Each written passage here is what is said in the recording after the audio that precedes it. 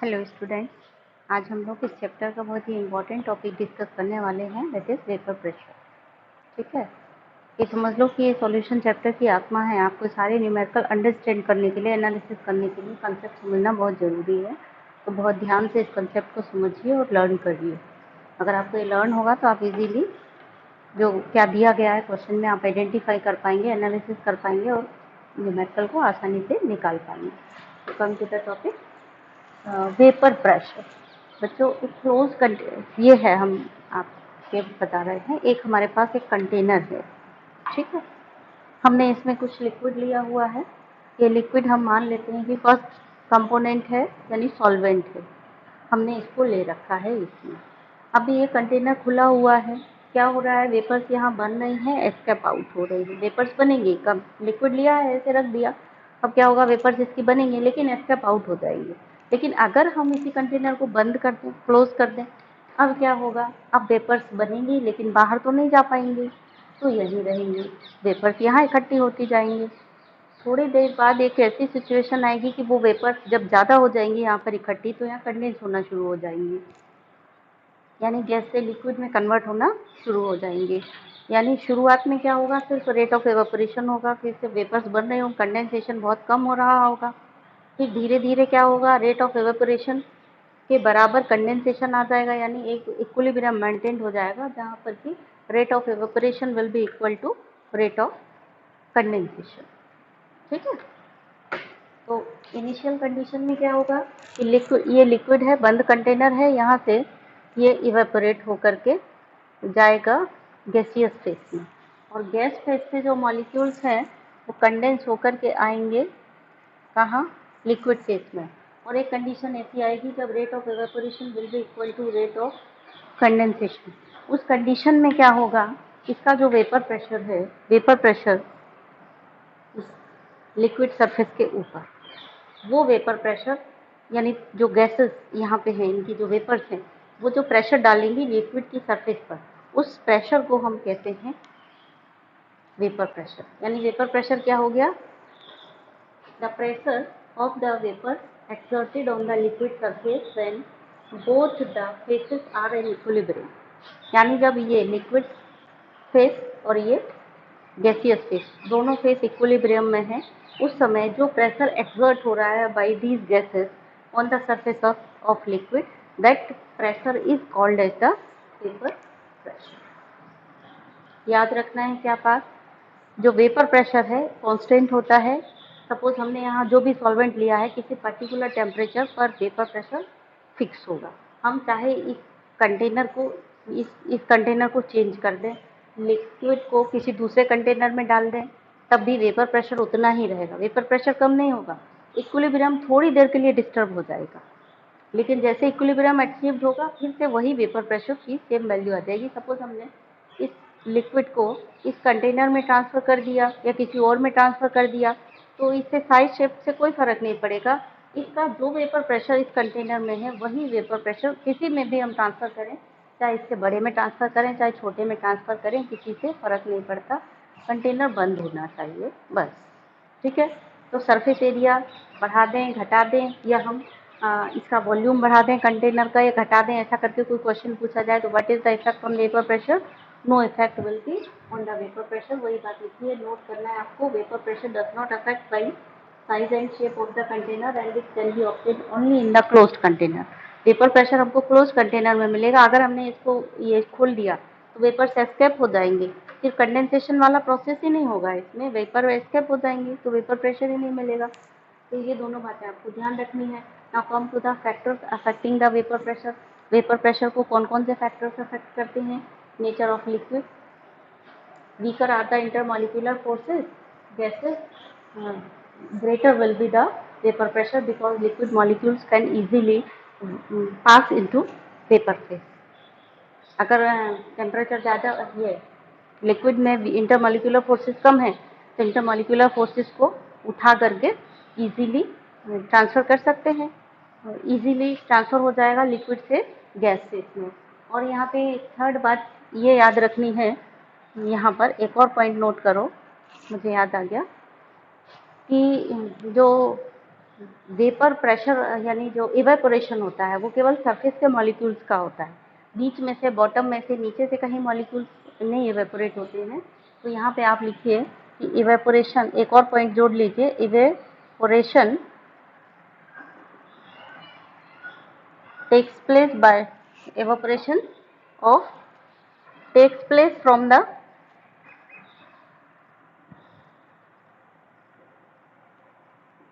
surface of liquid।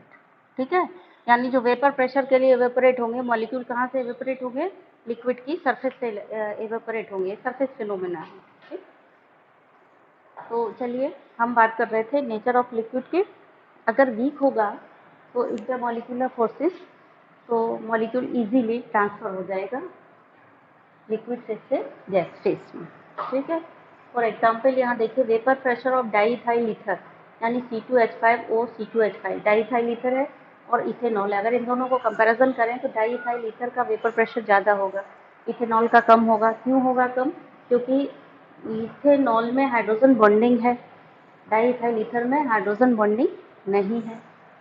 अब comparison करते हैं अगर इथेनॉल और वाटर का, तो वेपर प्रेशर इथेनॉल का ज़्यादा होगा, वाटर का कम होगा, जबकि वोलेटाइल दोनों होंगे, ये भी वोलेटाइल होगा, ये भी वोलेटाइल होगा। अच्छा, उसके केस में हाइड्रोजन बॉन्डिंग थी, लेकिन यहाँ तो इसमें भी हाइड्रोजन बॉन्डिंग है और इसमें भी हाइड्रोजन बॉन्डिंग है, दोनों में ही हाइड्रोजन बॉन्डिंग है। तो फिर क्या काय का असर पड़ेगा? असर पड़ेगा, यहाँ पे दो OH बॉन्ड है, देखिए ध्यान से, HOH का स्ट्रक्चर कैसा है, पानी का स्ट्रक्चर कैसा होता है, एक OH बॉन्ड, एक दो OH बॉन्ड है। तो ये क्या करेंगे, दो H दूसरे O से और ये O दूसरे मॉलिक्यूल के H से हाइड्रोजन बॉन्डिंग कर लेगा। मतलब यहाँ पे पानी के केस में hydrogen bonding is more extensive in comparison to alcohol. तो अल्कोहल इज मोर वोलेटाइल, क्योंकि बीकर इंटरमॉलिक्यूलर फोर्सेस देखें तो इसके हैं, क्योंकि यहाँ हाइड्रोजन बॉन्डिंग कम एक्सटेंसिव है, यहाँ हाइड्रोजन बॉन्डिंग ज़्यादा एक्सटेंसिव हो रही है। तो यहाँ मॉलिक्यूलर फोर्सेस ज़्यादा है, इंटरमॉलिक्यूलर फोर्सेस ज़्यादा है, तो ये लेस वोलेटाइल है, इसलिए वेपर प्रेशर किसका ज़्यादा होगा, इसका ज़्यादा होगा। Then come to the vapour pressure. अगर इथाइल अल्कोहल को देखें, डाई ये मोनोहाइड्रिक अल्कोहल है क्योंकि इसमें एक OH है, ये डाईहाइड्रिक अल्कोहल है, इसमें दो OH है, ये ट्राईहाइड्रिक अल्कोहल है, इसमें तीन OH है। ध्यान दीजिए यहाँ CH है, ठीक है, CH2OH CHOH CH2OH। तो अगर इसको देखें, तीन अल्कोहल है, OH ग्रुप है, तो यहाँ ज़्यादा एक्सटेंसिव हाइड्रोजन बॉन्डिंग होगी, यहाँ उससे कम होगी, यहाँ उससे कम, यानी सबसे ज़्यादा वेपर प्रेशर इसका होगा जहाँ मॉलिक्यूलर फोर्सेस सबसे कम है, यहाँ इंटरमॉलिक्यूलर फोर्सेस इससे ज़्यादा है, इसमें सबसे ज़्यादा है, तो इसका वेपर प्रेशर सबसे कम है। ठीक, then come to the effect of temperature. Temperature का क्या इफेक्ट पड़ेगा? Higher the temperature higher will be the vapour pressure, because with increase in temperature kinetic energy of the molecule increase, तो vapour pressure also increase. Kinetic energy बढ़ेगी तो molecule, जाहिर सी बात है, liquid से जल्दी से गैस फेज में ट्रांसफर हो जाएंगे, तो वेपर प्रेशर बढ़ जाएगा, यानी टेम्परेचर बढ़ाएंगे तो वेपर प्रेशर बढ़ेगा। ठीक है, अब यहाँ पर आ जाइए, थोड़ा मैंने एक ही लिख रखा है, इसको ध्यान से देखिए, vapour pressure of pure solvent और P01 करके लिख रखा है मैंने। जब हमने यहाँ पे कंपोनेंट एक लिया है, ये हमारा कंटेनर है, इस कंटेनर में हमने सिर्फ कंपोनेंट एक ही लिया है, ठीक है। अब इस कंपोनेंट 1 में कोई मिलावट नहीं है, कोई दूसरा कंपोनेंट मिला हुआ नहीं है। इस कंडीशन में अभी यहाँ पर जो वेपर्स इकट्ठी हो रही हैं और वो वेपर्स आफ्टर ऑब्टेनिंग इक्विलिब्रियम यहाँ पर सरफेस पर दबाव डालेंगी, यानी वो वेपर प्रेशर प्योरली किसके कारण है? सिर्फ इस कंपोनेंट 1 के कारण है। यानी उस कंडीशन में जब हमने सिर्फ कंपोनेंट 1 ले रखा है तो यहाँ पे जो वेपर प्रेशर है उस प्योर इसी लिक्विड का वेपर प्रेशर है। तो हम उसको कैसे डिनोट करेंगे केमिस्ट्री की भाषा में या सिंबॉलिक भाषा में? प्रेशर का मतलब, प्रेशर को डिनोट करते हैं P से, और जीरो या जीरो लिखा ना, P01 या P01 भी पढ़ते हैं हम इसको। जीरो का मतलब नो मिलावट, जीरो मिलावट, जीरो मिलावट मतलब एकदम शुद्ध सॉल्वेंट का वेपर प्रेशर, याद रखिए क्योंकि न्यूमेरिकल में काम आएगा। और 1 मतलब सॉल्वेंट का, फर्स्ट कंपोनेंट का है तो हमने ले लिया 1, सॉल्यूट का होता तो हम उसको ले लेते P02। तो ये अभी काहे का है? Component P01। P01 मतलब प्योर टेस्ट प्रेशर, और 0 मतलब जीरो मिलावट, और 1 मतलब सॉल्वेंट का, यानी सॉल्वेंट में जीरो मिलावट का प्रेशर, यानी P01 यानी प्योर सॉल्वेंट का वेपर प्रेशर है। ठीक है, इसको हम P01 से डिनोट करेंगे। हम एक और कंटेनर ले रहे हैं। ये कंटेनर है कंपोनेंट 2, ये सॉल्यूट का है। अभी की कंडीशन में ये कंपोनेंट 2 है हमारे पास, यानी सॉल्यूट लिक्विड ही है और वोलेटाइल भी है। तो हम इसके प्रेशर, वेपर प्रेशर, यहाँ पर जो अभी कलेक्ट हैं वेपर्स, उनका वेपर प्रेशर मान लिया कि इस कंपोनेंट 2 है, तो उसके वेपर प्रेशर को हम क्या से डिनोट करेंगे? अभी अकेला सिर्फ कंपोनेंट 2 इसमें भरा हुआ है, यानी यहाँ पे जो वेपर प्रेशर है ऊपर लिक्विड के, वो क्या है? वो हो जाएगा P02। P02 मतलब प्योर लिक्विड का वेपर प्रेशर, सॉल्यूट का। ठीक है, तो ये कंटेनर में है हमारे पास क्या? वाटर, और इस कंटेनर में हमारे पास अल्कोहल। अभी के लिए इतना ही, बाकी इस कंटेनर से हम राउंड ला अभी बताएंगे कि क्या होता है और कैसे होता है। अभी के लिए इतना समझ लीजिए। अब अगर हमने इस कंटेनर में सपोज कोई नॉन वोलेटाइल सोल्यूट डाल दिया, ठीक है, ये हमारा बंद कंटेनर था और हमने इसमें डाला कोई solute, suppose non volatile solute क्या हो सकते हैं? नमक हो सकता है, चीनी हो सकती है, यूरिया हो सकता है और ग्लूकोज हो सकता है। आपके में जो अभी आप 12th में पढ़ेंगे चैप्टर सॉल्यूशन, उसमें non volatile solute generally numerical में इन्हीं का नाम दिया गया रहता है कि नॉन वोलेटाइल सॉल्यूट, ये घोला ये घोला। तो इनके मोलर मास आपको याद होने चाहिए। तो इनके मोलर मास आपको कुछ ज़रूरी है याद करना, मैं यहाँ लिख रही हूँ नॉन वोलेटाइल सॉल्यूट्स जनरली और इनके मोलर मास।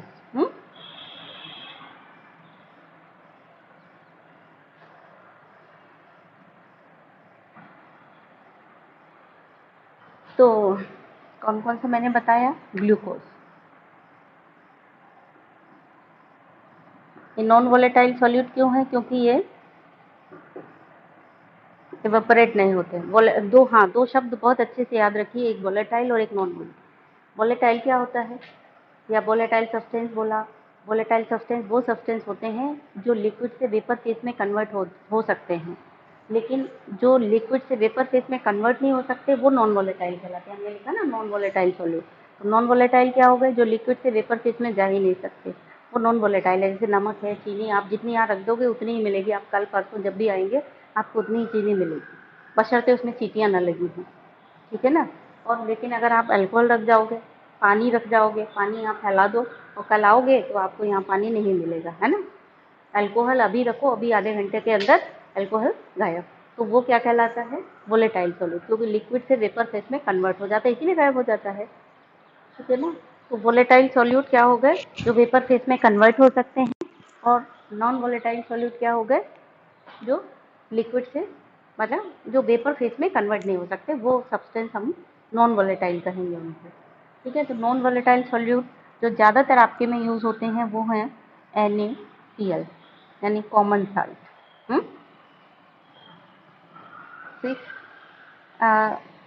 इसका भी यूज़ नहीं होगा क्योंकि अभी आपका वांठा फैक्टर ही हटा दिया गया। ये चूँकि इलेक्ट्रोलाइट है, दो तरीके के होते थे, अभी आपका फिलहाल इलेक्ट्रोलाइट हटा दिया सिलेबस से, इसलिए मैंने भी इसको हटा दिया। चलिए, ग्लूकोज, ये नॉन वोलेटाइल सॉल्यूट हो, नॉन इलेक्ट्रोलाइट भी। इसका मोलर मास होता है 180, क्योंकि फॉर्मूला होता है C6H12O6। फिर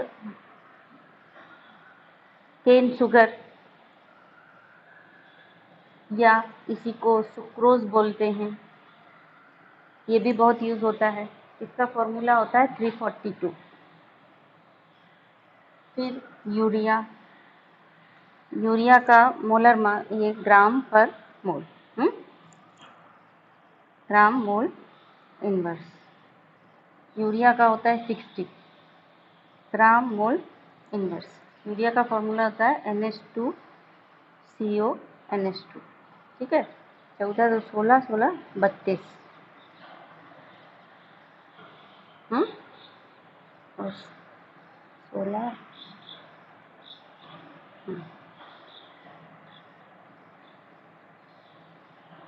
ये हो गया 16, ये 16, ये 16, 48 और 12, 8 2 10 4 5 6, हाँ 60। तो यूरिया का मोलर मास 60 ग्राम पर मोल, और सुक्रोज का होता है 342। सुक्रोज चीनी या केन शुगर चीनी का फॉर्मूला होता है C12H22O11। इनका मतलब अक्सर याद, एक बेंजीन यूज़ होता है, बेंजीन। बेंजीन का आपको पता है C6H6, यानी इसका फॉर्मूला मोलर मास निकलेगा 78। ऐसे आप प्लस प्लस करके कैलकुलेट कर सकते हैं, लेकिन कभी कभी जल्दबाजी में गलत भी हो सकता है, तो आप इनका जो मोलर मास है इन नॉन वोलेटाइल सॉल्यूट का, इसमें उसका मोलर मास याद रखें, ठीक है। अब आ जाइए यहाँ पर जो हम बात कर रहे थे, इफेक्ट क्या होगा अगर नॉन वोलेटाइल सॉल्यूट को हम मिला देंगे तो वेपर प्रेशर पर क्या फ़र्क पड़ेगा, ये बात कर रहे थे। देखिए, जब हम इसमें मान लीजिए हमने इसमें उठाया नमक या चीनी कुछ भी मिला दिया, चीनी मिला दी, यूरिया मिला दिया, शुगर मिला दिया, कुछ भी मिला दिया, तो क्या होगा, ये जो सॉल्यूट हम मिलाएंगे वो क्या करेगा, सॉल्यूट जब हम मिलाएंगे तो सॉल्यूट के पार्टिकल्स इसमें मिल जाएंगे, ठीक, सब जगह पूरे में, और यहाँ भी मिल जाएंगे। अब देखिए ये जो सरफेस एरिया था इवेपोरेशन का वो कम हो गया, क्योंकि अभी तक क्या हो रहा था, पूरे सरफेस एरिया के मॉलिक्यूल इवेपोरेट हो रहे थे। अब जब हमने नॉन वोलेटाइल सॉल्यूट मिला दिया तो सरफेस एरिया कम हो गया इवेपोरेशन के लिए। सरफेस एरिया कम हो गया तो क्या हुआ, वेपर्स बननी कम हो जाएंगी।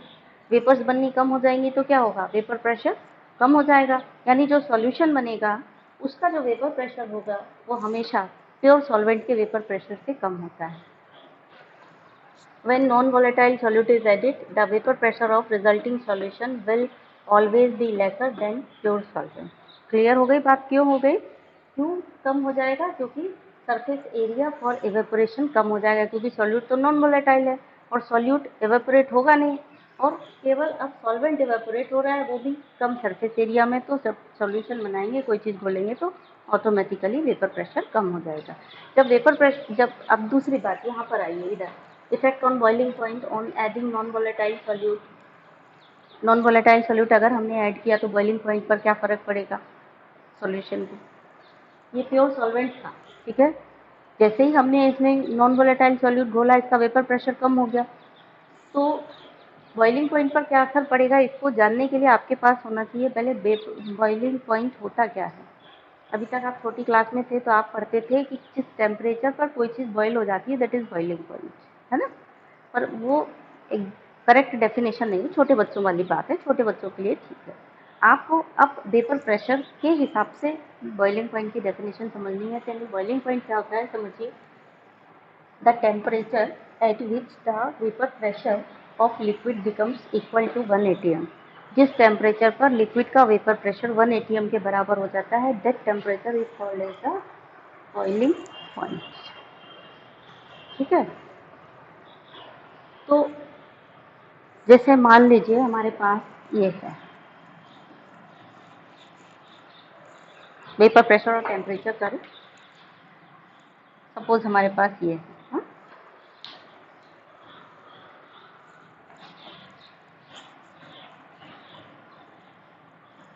यहाँ पर हम ले रहे हैं वेपर प्रेशर और यहाँ पर ले रहे हैं टेम्परेचर, ठीक है। और वेपर प्रेशर की ये है 1 atm की लाइन, ये 1 atm की लाइन है वेपर प्रेशर, यहाँ पर 1 atm है। अब हमारे पास मान लो दो लिक्विड हैं, एक है X, उस X लिक्विड का जो वेपर प्रेशर 1 atm के बराबर हो रहा है, टेम्परेचर यहाँ पर T1 पर, T1 टेम्परेचर पर जो वेपर प्रेशर हो रहा है वो 1 atm के बराबर है, किसका, X का। तो हम क्या कहेंगे कि X का बॉइलिंग पॉइंट T1 है। क्यों है T1, क्योंकि इस T1 टेम्परेचर पर जो X है उसका जो वेपर प्रेशर है वो 1 atm हो गया। अगर मान लो कोई कंपोनेंट है, कोई सब्सटेंस है XYZ, ये मान लिया Y है, Y का वेपर प्रेशर टेम्परेचर T2 पर जब Y पहुंचता है तब उसका वेपर प्रेशर 1 atm होता है। तो हम क्या कहेंगे कि जो कंपोनेंट Y है उसका बॉइलिंग पॉइंट T2 है, क्योंकि इस टेम्परेचर पर इसका वेपर प्रेशर 1 atm के बराबर हुआ है। समझ गए आप, ये होता है वेपर प्रेशर और टेम्परेचर का रिलेशन।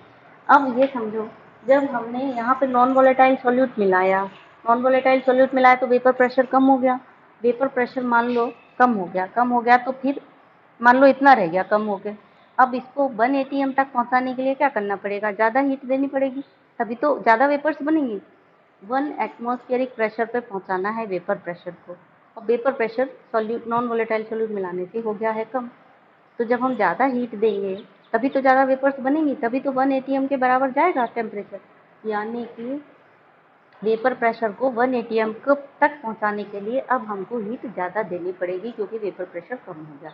इसका मतलब क्या हुआ, जब भी हम सॉल्यूशन बनाएंगे नॉन वोलेटाइल सॉल्यूट घोलेंगे तो बॉइलिंग पॉइंट बढ़ जाएगा सॉल्यूशन, यानी सॉल्यूशन का बॉइलिंग पॉइंट हमेशा ही ज़्यादा होता है देन प्योर सॉल्वेंट के। बहुत अच्छे से ये चीज़ें याद रखिए, बहुत ज़रूरी है, अभी आगे चल के न्यूमेरिकल प्रॉब्लम्स में आपको ये सारी चीज़ें काम आएंगी। तो इसीलिए पूरा टॉपिक आज का बहुत इम्पोर्टेंट है, आप इसको बहुत ध्यान से समझिए और करिए।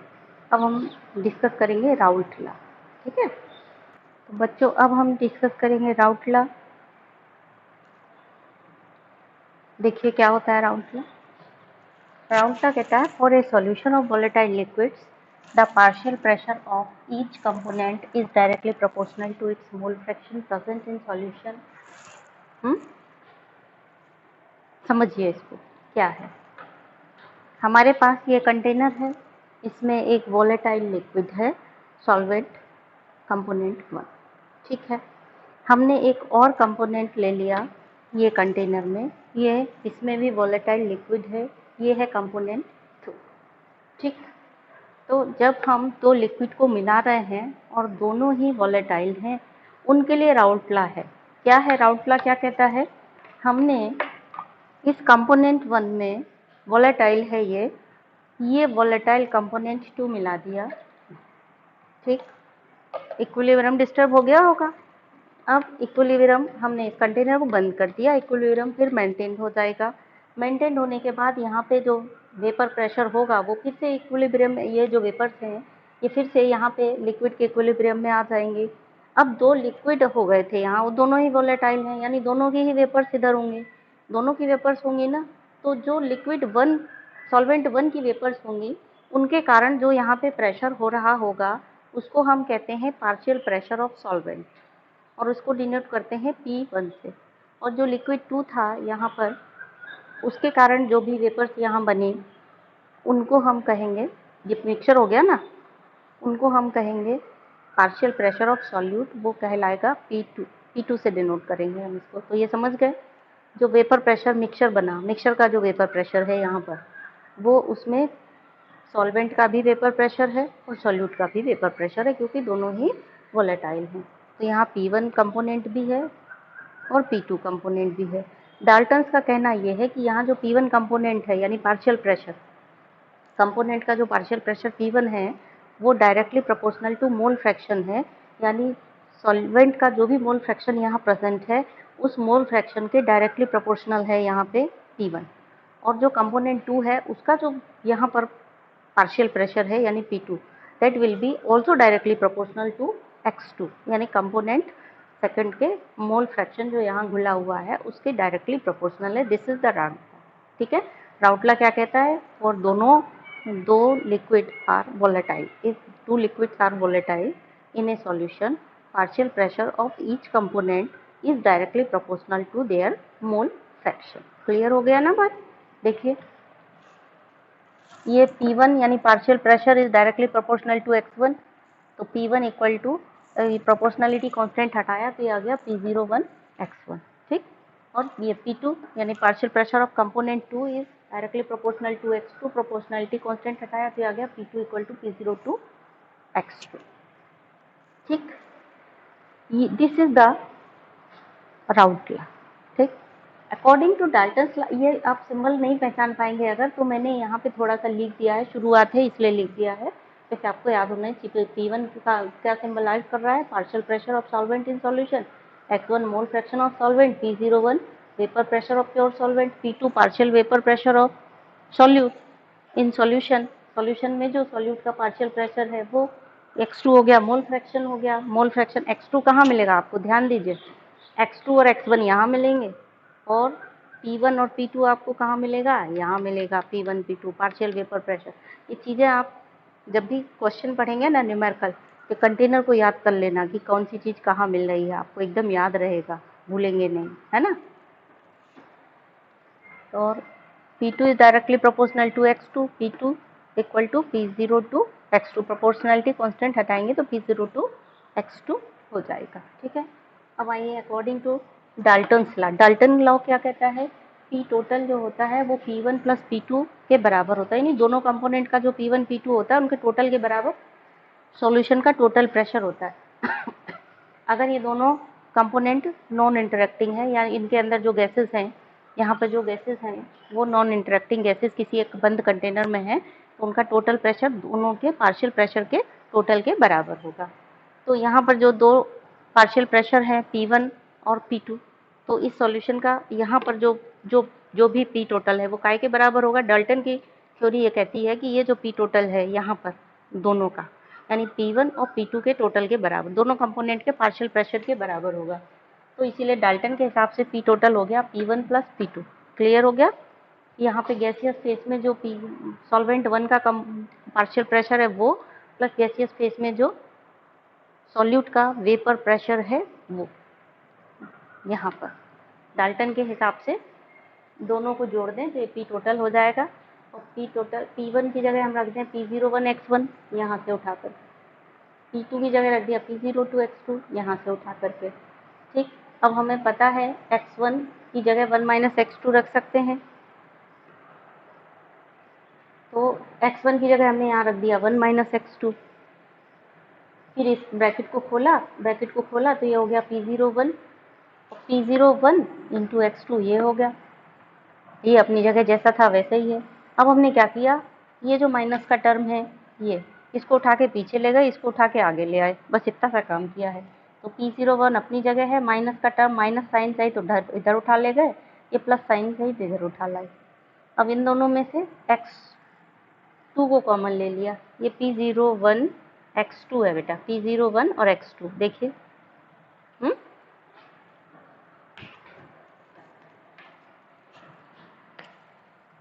ठीक है। ये P01 X2, ठीक है, प्लस P02 X2 ये पहले से था। अब हमने P01 X2 को यहाँ रखा, P02 X2 को यहाँ रखा, इन दोनों में से X2 को ले लिया कॉमन, तो बचा P02 मतलब P01 plus P02 minus P01 X2। ये इक्वेशन अपने आप में बहुत इंपॉर्टेंट है। एक तो इस फॉर्म में देखिए ध्यान से, फॉर्मूला P टोटल निकालने के लिए यहाँ से, और एक P टोटल निकालने के लिए यहाँ से, बहुत इंपॉर्टेंट है। ये जो रिएक्शन निकली यहाँ पर, ये क्या कंक्लूजन इसका निकला, ये कंक्लूजन बताती है कि total vapour pressure of the solution can be related to the mole fraction of any one component, यानी सॉल्यूशन का जो P टोटल है वो किसी भी एक कंपोनेंट के मोल फ्रैक्शन से निकाला जा सकता है। जैसे हमने यहाँ पे निकाल दिया P01 X1 plus P02 X2 था, इसके लिए हमें चाहिए था कि X1 की भी पता हो और X2 भी पता हो, लेकिन हमें X1 मान लो पता नहीं है, सिर्फ X2 पता है, तो हमने X1 की जगह X2 रख दिया और P टोटल निकाल लिया। अगर यहाँ X2 की जगह 1 माइनस X1 रखते तब भी P टोटल निकाल लेते। इसका मतलब ये इक्वेशन क्या सजेस्ट कर रही है, इक्वेशन सजेस्ट कर रही है कि किसी भी सॉल्यूशन का P total can be related to the mole fraction of any one component, किसी भी एक कंपोनेंट के मोल फ्रैक्शन से कोरिलेट किया जा सकता है। बिल्कुल सही बात है। दूसरी बात, total vapour pressure of the solution varies linearly with the mole fraction of the component. ये जो इक्वेशन है लीनियर इक्वेशन है, ये बताती है कि जो वेपर प्रेशर है टोटल वो लीनियरली मोल फ्रैक्शन कंपोनेंट 2 के अकॉर्डिंग है, ठीक। अब आइए ये वाली बात थोड़ा सा इसको डिस्कस करते हैं, composition of vapour phase in equilibrium with the solution, यानी वेपर फेज, अभी ये हमारा सॉल्यूशन बन गया था, इस सॉल्यूशन के साथ में ये वेपर फेज यहाँ पे इक्विलिब्रियम में है, तो वेपर फेज यहाँ इक्विलिब्रियम में जो है, इस वेपर फेज में कंपोजिशन क्या है, यहाँ से जो सॉल्वेंट और सॉल्यूट की वेपर्स गई उनका क्या कंपोजिशन है वो निकालना है हमको, composition of vapour phase in equilibrium. यानी यहाँ पे जो सॉल्वेंट का था X1 और सॉल्यूट का X2 मोल था, मोल फ्रैक्शन, सॉल्यूट का X2 है, सॉल्वेंट का X1 है, लेकिन पूरा का पूरा मोल तो यहाँ एवेपोरेट नहीं हुआ, बहुत सारा तो सॉल्वेंट यहीं रखा हुआ है, यहाँ तो बहुत कम मोल एवेपोरेट होकर के गया है। तो कितना मोल फ्रैक्शन यहाँ पर है, क्या कंपोजिशन है, यानी वेपर फेज का कंपोजिशन वो निकालेंगे हम कैसे। तो वेपर फेज में जैसे ये लिक्विड फेज में है, सॉल्यूट के मोल फ्रैक्शन को कहते हैं x2 और सॉल्वेंट को मोल फ्रैक्शन को डिनोट करते हैं x1 यहाँ लिक्विड में। और जब गैसियस फेज की बात आती है तो यहाँ इसमें से कुछ ही सॉल्यूट गया है और कुछ ही सॉल्वेंट गया है, तो कितना अमाउंट है उसको हम डिनोट कैसे करेंगे, यानी mole fraction in gaseous phase. यहाँ पे जो भी मोल फ्रैक्शन है वो हम कहेंगे mole fraction in gaseous phase. तो सॉल्यूट का जो मोल फ्रैक्शन है वो कहलाएगा y2 और जो सॉल्वेंट का मोल फ्रैक्शन है गैसियस फेज का वो कहलाएगा y1, यानी y1 और y2 से डिनोट करते हैं। वो y1 और y2 हम कैसे निकालेंगे, वो हम निकालेंगे इस फॉर्मूले से P1 equal to y1 into P total, P2 equal to y2 into P total. Here P1 is partial pressure of solvent in solution and y1 is the mole fraction of solvent in यहाँ gas phase में, और y2 क्या है, मोल fraction of solute in gas phase. यहाँ पर gas phase में solute का mole fraction. Clear हो गई बात। क्वेश्चन न्यूमेरिकल आता है इतने ग्राम ए कंपोनेंट इतने ग्राम बी कंपोनेंट में डिजॉल्व है, तो आप बताइए पी टोटल कितना है। और पूछा जाएगा कंपोजिशन इन वेपर फेज बताइए। तो कंपोजिशन इन वेपर फेज बताइए अगर पूछा गया, इसका मतलब आपसे क्या पूछा गया है, तुरंत सोच लीजिए कि आपसे यहाँ पे y1 और y2 पूछा गया। कंपोजिशन मतलब यहाँ गैसियस फेज का कंपोजिशन का मतलब क्या हुआ, गैस फेज में दोनों के सॉल्यूट और सॉल्वेंट के कितना मोल फ्रैक्शन है, जो भी मोल फ्रैक्शन है वो यहाँ बताना है, वो कंपोजिशन हुआ गैसियस फेज का। ये लिक्विड फेज का कंपोजिशन है। x1 x2 निकालना है तो यहाँ से निकालोगे, y1 y2 निकालना है तो यहाँ से निकालोगे। y1 y2 का ये फॉर्मूला है, x1 x2 के लिए ये फॉर्मूले हैं। पी टोटल निकालोगे तो चाहे इस फॉर्मूले से निकालो चाहे इस फॉर्मूले से निकालो। तो आज का आपने जितना टॉपिक पढ़ा वो बहुत इंपॉर्टेंट है। आगे आप एलिवेशन ऑफ बॉइलिंग पॉइंट वगैरह, कॉलिगेटिव प्रॉपर्टी पढ़ने वाले हैं, डिप्रेशन फ्रीजिंग पॉइंट ये सब पढ़ने वाले हैं। ये सारे पॉइंट्स बहुत इंपॉर्टेंट हैं। चलिए आज के लिए इतना ही। कल हम लोग यहाँ पर डिस्कस करेंगे numerical problems related to Raoult law. ठीक है।